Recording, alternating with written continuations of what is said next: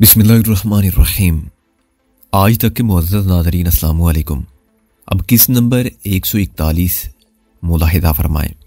सांगर ने उन्हें समझाया कि मैयत के पीछे पीछे उन्हें किस तरह दोनों हाथ अपने सीने पर बांध कर चलना है। नूहागरी की जिम्मेदारी बाकी औरतों पर थी। डॉक्टर नासिर ने कहा, असल मसला ग्रीस साहिबा के गोरे चिट्टे पाँव का है, इनका क्या हल करें। मैंने दिमाग में इसका हल है, सांगर ने कहा। इनको अभी कीचड़ से गुजारेंगे, पाँव गारे से भर जाएंगे, कुछ भी पता नहीं चलेगा। बस मुझे एक बात का दुख है, मेरी इन दोनों बहनों को कई मील तक नंगे पाँव चलना पड़ेगा। यहाँ मरने वाले के पीछे नंगे पाँव ही चला जाता है, यही रिवाज है।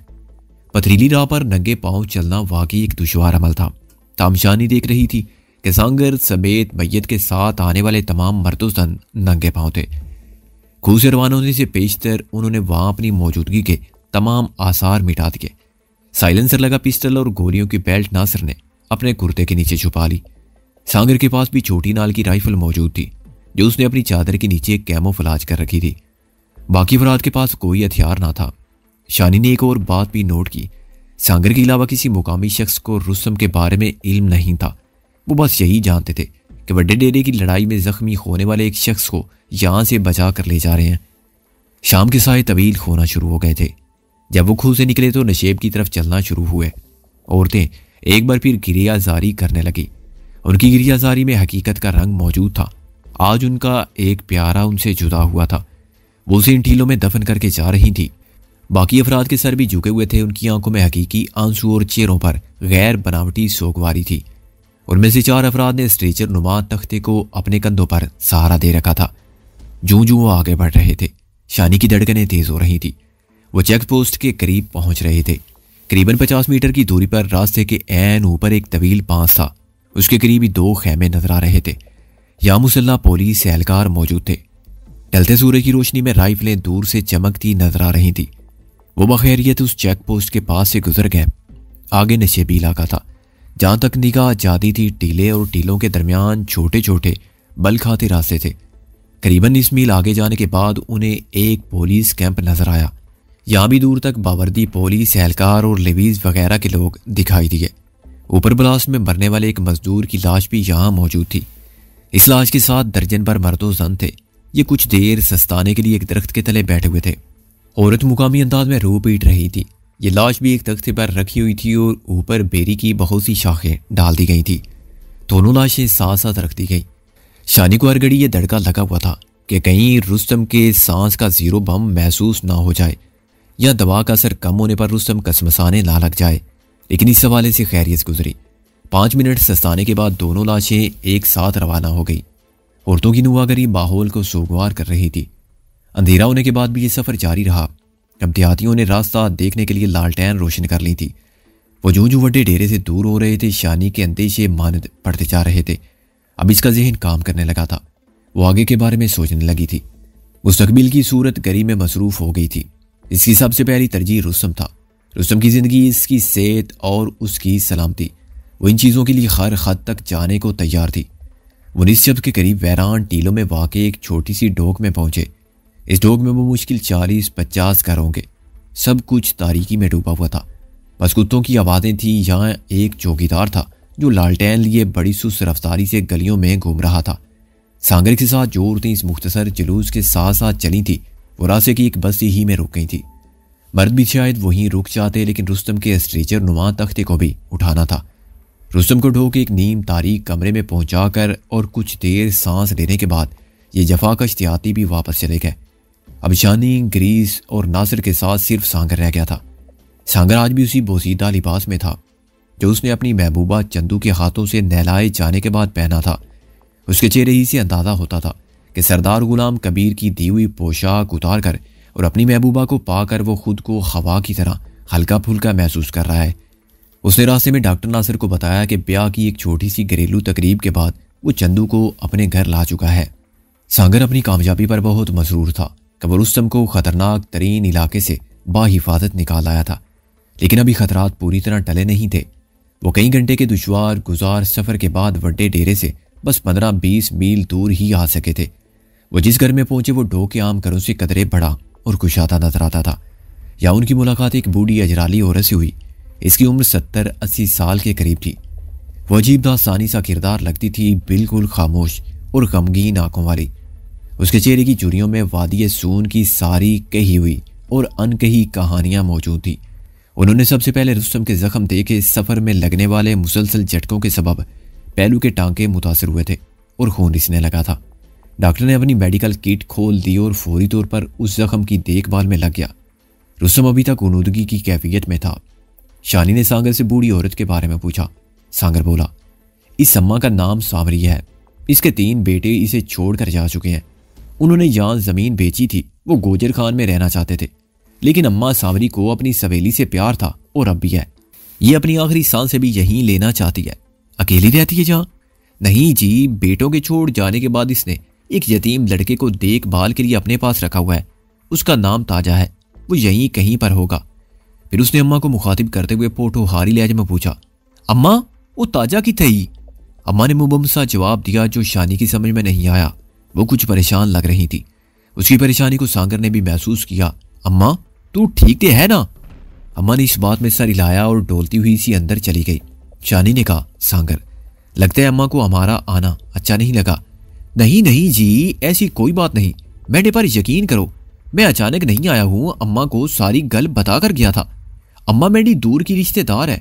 मुझको अपने पोतरों की तरह चाहती है। मेरी हर बात मानती है। मेरा ख्याल है कि इसकी तबीयत शायद खराब है। सफर की थकान ने सबका बुरा हाल कर रखा था। अपने इर्द गिर्द के खतरात को भुलाकर वो कुछ देर सो जाना चाहते थे। सामने ही तपाई पर चमड़े का एक पुराना बैग पड़ा हुआ था। इस बैग को देखकर न जाने क्यों शानी का जहन उस बैग की तरफ मुंतकिल हो गया जो इसे बड़े ढेरे पर जमीर अहमद के करीब नजर आया था। जमीर अहमद के एक जूनियर साथी ने वो वजनी बैग पुरस्रार अंदाज में थाम रखा था। पता नहीं क्यों वो सुर्खी माइल बैग अभी तक शानी के दिलो दिमाग से निकला नहीं था। मुकामी दर्द के भारी भरकम लिबास में ग्रीस को गर्मी महसूस होने लगी थी, लेकिन अपने कपड़े और जूते वगैरह तो वो लोग वहीं खूह में दफन कर आए थे। शानी को एक मर्दाना कमीज दिखाई दी। सांगर से पूछने पर पता चला कि ये उसी लड़के की है जो खिदमतगार की हैसियत से अम्मा सावरी के पास रहता है। शानी ने वो हल्का पुल्का जोड़ा ग्रीस को दिया और उससे कहा कि वो ये भारी भरकम लिबास बदल ले। ग्रीस चलवार कमीज लेकर दूसरे कमरे में चली गई। अभी उसे गए 1-2 मिनट ही हुए थे कि उसकी दर्दनाक चीख सुनाई दी। शानी एकदम अपनी जगह से उठ गई। डॉक्टर नासर और सांगर भी बुरी तरह चौंके और दरवाजे की तरफ बढ़े, लेकिन अभी वो दरवाजे से 8-10 कदम दूर ही थे कि दरवाजा एक पुरशोर धमाके से खुला। जो मंजिर दिखाई दिया वो भूंचका कर देने वाला था। ग्रीस नी मुरियां हालत में नजर आई। वो शलवार पहन चुकी थी, लेकिन कमीज की सिर्फ एक आस्तीन में उसका बाजू किया था। बाकी कमीज ही से उसने ओढ़नी का काम लेते हुए अपनी उरियानी ढांप रखी थी। ग्रीस के कम में एक डाटा पोस्ट शख्स था। उसके हाथ में 7mm राइफल थी जिसका बैरल ग्रीस की सुर्ख सफेद गर्दन में घुसा जा रहा था। ग्रीस की दुबली पतली कमर हमलावर के आहनी बाजू की गिरफ्त में थी। ग्रीस इतनी जल्दी हार मानने वाली लड़की नहीं थी, लेकिन हमलावर ने पलक झपकने में उसे बेबस कर डाला था। ग्रीस ने मदद तलब नजरों से उनकी तरफ देखा। खबरदार, हमलावर गरजा और बैरल कुछ और भी ग्रीस की गर्दन में घुसा दिया। ग्रीस कराने लगी। उसका रंग सफेद पड़ गया था। सांगर ने अपनी राइफल की तरफ हाथ बढ़ाने की कोशिश की, लेकिन हमलावर के तेवर देखकर वो रुक गया। डॉक्टर नासर भी अपने पिस्टल से दूर था। हमलावर फुनकारा, दरवाजा बंद करके लालटेन का रोशनी कम करो वरना एक एक को भून डालेगा। शानी ने देखा अचानक डॉक्टर नासर के तासरात बदल गए हैं। वो बड़े ध्यान से हमलावर के डाटा पोस्ट चेहरे की तरफ देख रहा था। कौन हो तुम? नासर ने हमलावर की तरफ उंगली उठाई। अब हमलावर ने भी जरा गौर से डॉक्टर नासर की तरफ देखा। उसकी गिरफ्त आपो आप ग्रीस पर ढीली पड़ गई। ग्रीस किसी ऐसे ही मौके की मुंतजिर थी। उसने तड़प कर खुद को हमलावर की पकड़ से छुड़ाया और दूर कोने में जा खड़ी हुई। हमलावर की निगाहें मुसलसल डॉक्टर नासर पर जमी हुई थी। डॉक्टर नासर 2 कदम चलकर हमलावर के करीब आया। मेरा ख्याल है मैंने तुमको पहचान लिया है, वो लर्जा आवाज में बोला। तुम खान अजमल हो? हमलावर ने LMG की बोलक नाल जरा नीचे झुकाई। हमारा ख्याल है कि हम भी तुम्हें पहचान रहा है। तुम रुस्तम सईब का साथी है। डेरे पर तुम इलाज बिलाज करता था। चल, लेकिन ये बाकी लोग कौन है? तुम ये कपड़ा मुंह से हटाओ, फिर मैं तुम्हें बताता हूं सब कुछ। उसने कपड़ा हटा दिया। शानी के सामने बड़े बड़े चेहरे वाला एक सुर्खो सफेद पठान था। उसके बाएं हाथ पर पट्टी बंधी हुई थी और पेशानी पर भी 5-6 रोज पुरानी चोट का निशान था। जिंदगी मुबारक हो अजमल खान, डॉक्टर नासर ने नम आंखों के साथ कहा। तुमको भी, लेकिन हमारे रुस्तम भाई का क्या खबर है? अजमल खान के लहजे में बेहद दर्जे की बेताबी और तशवीश थी। डॉक्टर नासर ने गहरी सांस ली। तुम रुस्तम भाई से ज्यादा दूर नहीं हो। क्या मतलब? अजमल खान की आवाज भी लड़खड़ा गई। रुस्तम भाई सख्त जख्मी है लेकिन जिंदा है। ओह खुदाया, ओह खुदाया। अजमल खान ने दोनों हाथ बांधकर छत की तरफ देखा। उसका लहजा आंसू और शुक्र में डूबा हुआ था। वो कुछ और भी कहना चाहता था लेकिन आवाज गले में अटक गई। खौफनाक गन उसके हाथों से निकलकर चारपाई पर गिर गई। अब रुस्तम भाई को देखना चाहता है, कहाँ है वो? अजमल खान अजहद बेकरारी से बोला और उस कमरे की तरफ बढ़ा जिधर डॉक्टर नासिर ने इशारा किया था। डॉक्टर नासिर ने हाथ बढ़ाकर अजमल खान को रोक दिया। बड़े आराम से अजमल खान, उनकी हालत अभी ठीक नहीं है, वो सो रहे हैं, उन्हें जगाना नहीं है। अजमल खान ने बाकायदा रोते हुए नफी में सर हिलाया और धीमे कदमों से साथ वाले कमरे के दरवाजे में जा खड़ा हुआ। लालटेन की रोशनी में रुस्तम दुनिया और माफिया से बेखबर पड़ा हुआ था। 5-6 रोजी में उसके चेहरे की हड्डियां नुमायां हो गई थी और आंखों के गिर्द खलके नजर आने लगे थे। अजमल खान मुजस्मे की तरह साकत खड़ा यकटुक उसे देखता जा रहा था। उसकी आंखों में बेपनाह अकीदत थी, जैसे वो पुजारी हो और देवता को देख रहा हो।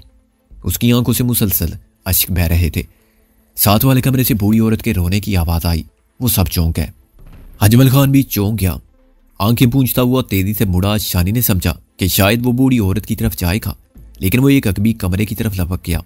शानी और ग्रीस ने गौर किया तो उन्हें अंदाजा हुआ कि इस अकबी कमरे के अंदर खटपट की मदम आवाजें उभर रही हैं। अजमल खान ने तेजी से दरवाजा खोला और लालटेन उठाकर अंदर चला गया। वो सब भी उसके पास पहुंचे। छोटे से कमरे में एक 15-16 साला मुकामी लड़का मौजूद था। उसके हाथ पांव बंधे हुए थे और मुंह में कपड़ा ठोंस दिया गया था। वो अपने बंधे हुए पांव से दरवाजा खटखटाने की कोशिश करता रहा था। अजमल खान ने लड़के के मुंह से कपड़ा निकाला और फिर जल्दी जल्दी उसके हाथ पांव खोलने लगा। डॉक्टर नासिर ने भी इस काम में अजमल की मदद की। थोड़ी देर में लड़का आजाद हो गया। उसकी आंखों में गैज़ो गज़ब की चिंगारियां थी। चंद सेकंड के लिए यूं लगा जैसे वो अजमल खान पर चपट पड़ेगा। सांगर ने उसे कहा, कोई बात नहीं ताजे, मैं आ गया हूं, सब ठीक हो जाएगा। ताजे की ऊँट से खून रिस रहा था और चेहरे पर भी खराशें थी। अंदाजा होता था कि उसने अजमल खान के साथ शदीद मुज़ाहमत की है, जिसके सबब अजमल खान को उसे बांधना पड़ा।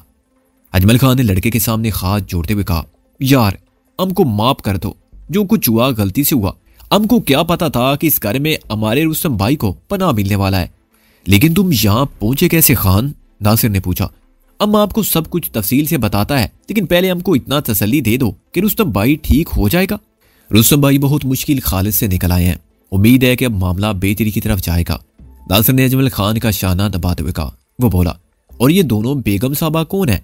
क्या इनमें से एक रुस्तम भाई वाला बीबी तो नहीं है? बात शानी के कानों तक पहुंच गई, लेकिन वो खिड़की से बाहर देखने लगी और जाहिर किया कि जैसे उसने कुछ नहीं सुना। कुछ देर बाद शानी ने दोबारा खान की तरफ देखा तो वो बड़ी अकीदत और वारफतगी से शानी को देख रहा था। यकीनन नासिर ने सरगोशी के लहजे में उसे बता दिया था। नासिर के पूछने पर अजमल खान ने बताया कि वो वड्डे डेरे की खूनरेज लड़ाई से बच निकलने में कामयाब हो गया था। उसके हाथ पर गोली लगी थी और सर पर भी गहरा जख्म आया था। वो पिछले 4-5 दिन दरख्तों के एक झुंड में छुपा रहा। यहाँ भूख यहाँ तो मजबूर होकर उसे पत्ते भी चबाना पड़े। बहुत बड़ी जिसामत के एक जंगली बिल्ले से उसका सामना हुआ, जिसे उसने अपनी लॉन्ग रेंज गन से शूट किया। आज सुबह से दरख्तों के झुंड के आसपास मुसल्ला अजरालियों की नकलो हरकत नजर आई और वो वहां से खिसक गया। दुश्वार रास्तों पर सफर करता वो तकरीबन 3 घंटे पहले इस ढोक में पहुंचा था। पहले उसने शुमाली सिरे से एक और मकान में पनाह लेने की कोशिश की, लेकिन वहां मकीन ज्यादा थे और पकड़े जाने का अंदेशा था। फिर वो यहाँ इस मकान में आ गया। भूख से उसका बुरा हाल था। वो हवेली की रसोई में घुस गया। अभी 2-4 लुकमे ही लिए थे कि ये लड़का ताजा तूफान की तरह आकर उससे लिपट गया। बुजुर्ग औरत भी आ गई। उसने बड़ी मुश्किल से इन दोनों को काबू किया और लड़के को बांध दिया। बाद में उसने औरत को धमकी दी कि अगर उसने शोर मचाने की कोशिश की तो लड़के की जान चली जाएगी। उसके बाद का मामला तो आपको मालूम ही होगा। अजमल खान ने कहा, आप लोग इस घर में आ गए। हम लड़के समेत पिछले कमरे में घुस गया और अम्मा जी को समझा दिया कि वो अपना जबान खोलने का कोशिश हरगिज़ ना करे, लेकिन फिर सारा मामला उलट गया। ये अंग्रेज बीबी साहिबा कपड़े बदलने के लिए पिछले कमरे में आ गया। दरअसल उस कमरे को अंदर से कुंडी नहीं लगता था। कमरे में बिल्कुल अंधेरा था, मगर बीबी साहिबा ने अंदाजा लगा लिया कि यहाँ कोई मौजूद है। दरअसल लड़का अपने बंद मुंह से गूं गां की आवाजें निकाल रहा था। बीबी साहिबा एकदम चिल्लाने लगी। हमने लड़के को छोड़कर मजबूरन इनको पकड़ लिया और आपके सामने आ गया। अजमल खान ने सारी सूरत हाल वाज़ेह कर दी थी और अब बार बार ताजे और बुजुर्ग औरत से माफी मांग रहा था। साथ साथ वो ग्रीस को भी माफी तलब नजरों से देख रहा था। गालबन ताजे के साथ धींगा मुश्ती में उसके जख्मी खास से फिर खून रिसने लगा था। नासिर ने कहा, इधर आओ, मैं तुम्हारे हाथ की पट्टी कर दूं। उसने इनकार में सर हिलाया। ये कोई चोट मोट नहीं है डॉक्टर साहब, असल चोट तो हमारे दिल पर है और दिल का ये चोट डेरे पर होने वाले कत्ले आम से लगा है। अब रुस्तम भाई का हालत देखकर ये चोट और भी दर्द करने लगा है। हमारे बस में नहीं डॉक्टर, वरना पैदा करने वाले का कसम हम अपना जान अपने बरादर रुस्तम के जिस्म में दाखिल कर दे। फिर वो शानी से मुखातिब होकर बोला, बीबी साहिबा, हम आपका अदना गुलाम है, आप जो हुक्म करेगा हम पूरा करने के लिए तैयार है, एकदम तैयार है। सांगिर की तरह अजमल खान भी शानी को सच्चा और खरा बंदा लगा। उसकी आंखों में जान इसारी की चमक थी। डॉक्टर नासिर ने अजमल खान का तारुफ कराते हुए शानी को बताया, अजमल खान पुलिस में खवालदार है और निशानेबाजी में इसने कई ट्रॉफियां जीत रखी हैं। रुस्तम भाई के साथ मिलकर लड़ने के लिए ये वड्डे डेरे में आ गया था। हमारा बहुत बड़ा खुशकिस्मती है, हम रुस्तम भाई के साथ मिलकर लड़ा है और अल्लाह का हुक्म हुआ तो हम आइंदा भी लड़ेगा। ये साबित कर देगा बीबी साहिबा कि जान की बाजी और वफादारी क्या होता है। डॉक्टर नासिर ने रुस्तम के लिए नया इंजेक्शन तैयार करते हुए कहा, खान ने वड्डे डेरे की लड़ाई में वाकई जीदारी का सबूत दिया है। यह लड़ाई से पहले रुस्तम भाई के साथ पुलिस की पोजीशनों तक किया था। वहाँ इन्होंने 3 अजरालियों को कत्ल किया और एक अहम मोर्चे पर कंट्रोल कर लिया। लेकिन उसके बाद जो सेटबैक हुआ वो आपको भी मालूम हो गया। रुस्तम भाई की एक्ट्रेस बीवी की वजह से सारा प्रोग्राम बिगड़ गया। शानी ये सारी रुदात रुस्तम की ज़बानी भी सुन चुकी थी और हर बार जब वो ये सब कुछ सुनती थी तो उसके दिल पर खास अंदाज से चोट लगती थी। वो सब रात देर तक बातें करते रहे। लालटेन की मदम रोशनी में गंदम और मकई की रोटी, आलू अंडे के सालन और दही के साथ खाई गई। उसके बाद चाय के दौर चले। लड़का ताजा सूरत हाल से संभलने के बाद अब तेजी से काम कर रहा था। बूढ़ी औरत अम्मा सावरी भी अब खुद को काफी हद तक संभाल चुकी थी। सांगर ने मुकामी लबो लहजे में उसे बड़ी अच्छी तरह समझा दिया था कि उसके घर में घुसने वाला डाकू नहीं है, बल्कि उन लोगों में से एक है जिन्होंने सरदार गुलाम कबीर को कब्र के अंधेरे में पहुंचाया है। वो बस अपनी जान बचाने के लिए यहाँ घुसा था। अम्मा सावरी इस बात पर मुतमईन नजर आती थी। अम्मा सावरी की कहानी तो अजीब थी लेकिन नई नहीं थी।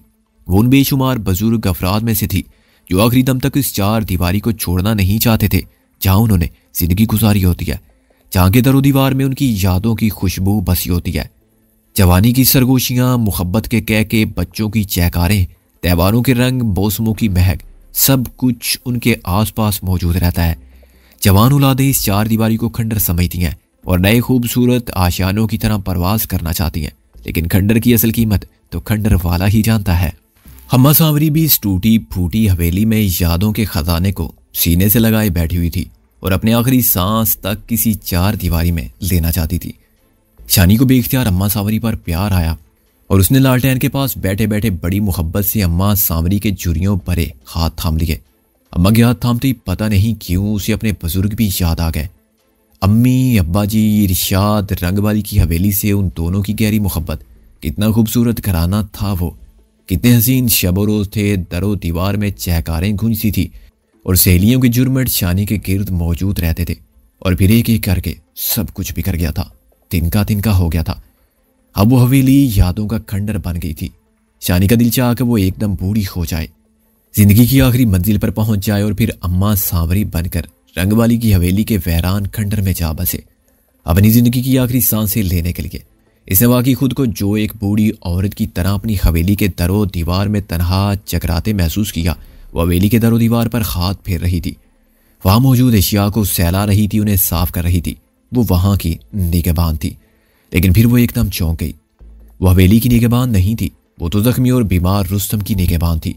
उसे अपनी तमाम तवानाइयां, अपनी तमाम सलाहियतें रुस्तम की सेहत और सलामती पर मरकूज रखना थी।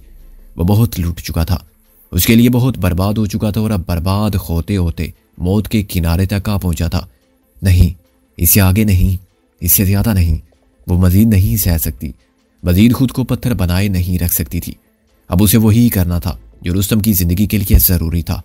रंगवाली की हवेली, नारपुर के दरो दीवार, लाहौर की वसी वरीज कोठी और वहां के मकीन, वो सब कुछ फरामोश कर देना चाहती थी।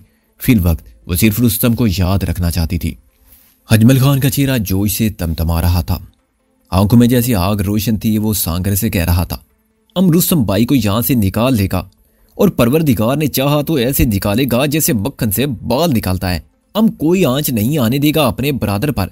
सांगर ने कहा, खान भाई तुम अकेले नहीं, असा दोनों ये काम करेंगे, असा दोनों बराबर की परेशानी लेंगे।